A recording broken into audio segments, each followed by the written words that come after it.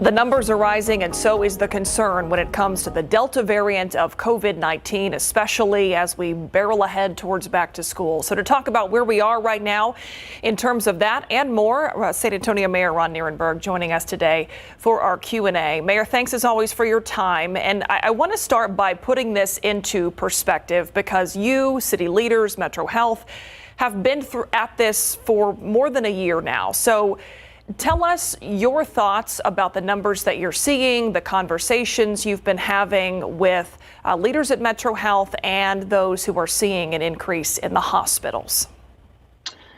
Yes, well, thank you, Myra. And while we all wanted us to be past this part of the fight against COVID-19, the virus and the variants that are out there are simply not through with us, and the situation has grown dire in our hospitals almost overnight because of the level of stress that they're under. We have over 700 people in the hospital today with COVID-19. That number is up dramatically. The acceleration of the variant, Delta variant through our communities and throughout Texas has been stark. And the challenge is that hospitals at this point are operating at full capacity. They're doing trauma runs, they're doing elective surgeries, things that they didn't have to contend with at this time last year when there was more of a shutdown. So there is severe stress on hospitals that also are not able to pick up those supplementary nurses that we were getting from the state and the federal government at the time. So the situation is growing more serious by the day. And that's why we all have to work to slow down the spread of this virus. As a reminder, the best defense against this is getting vaccinated.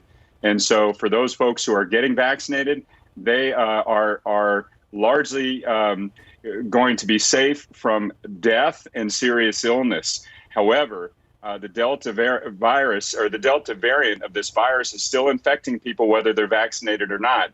It just prevents serious illness and death.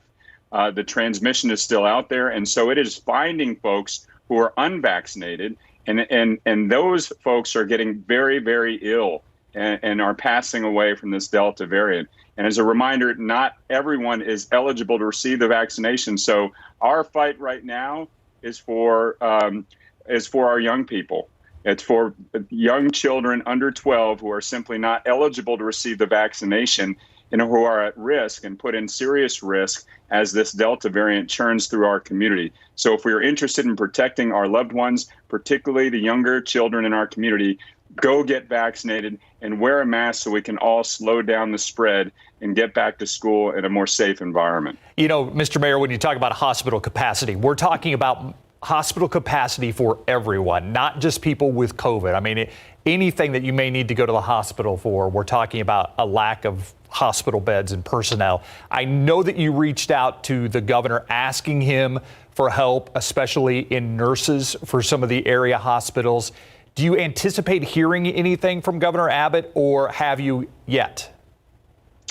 Well, we have heard a blanket statement from the state that said that they're not going to provide funds for this type of supplementary assistance. We're not seeking funds. We need people. We need nurses. We need those technicians in the hospitals for the very reason you stated, Steve, is that there are not those supplementary forces available to us at the state level.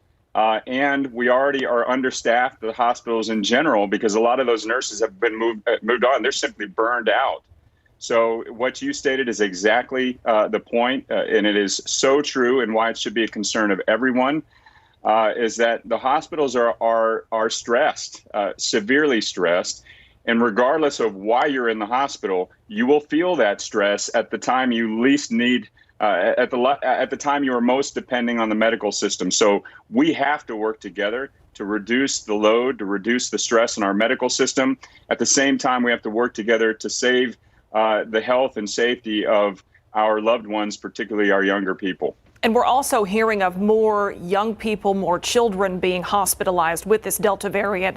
It's a different version of COVID-19 than we saw in the fall. A lot of us took comfort in the fact that it typically at that time did not affect kids as severely as adults. So we have heard from you, we've heard from local school districts about their hands being tied in so many ways from the orders that the governor has put in place, especially when it comes to masks. So I want to ask you, what can the city do? What can the city do that you're currently not doing to try to mitigate this spread?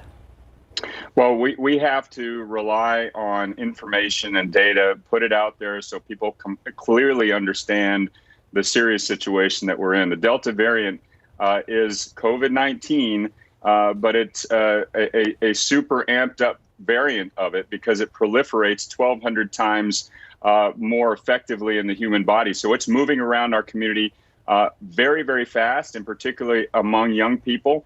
And with that much virus floating around, the serious illnesses that we're seeing in younger and younger populations are beginning to pile up. So that is our concern. With regard to what we can do, given the fact that the governor has tied the hands of local communities, including medical authorities, in mitigating this, is to ensure that, again, we're taking this very seriously.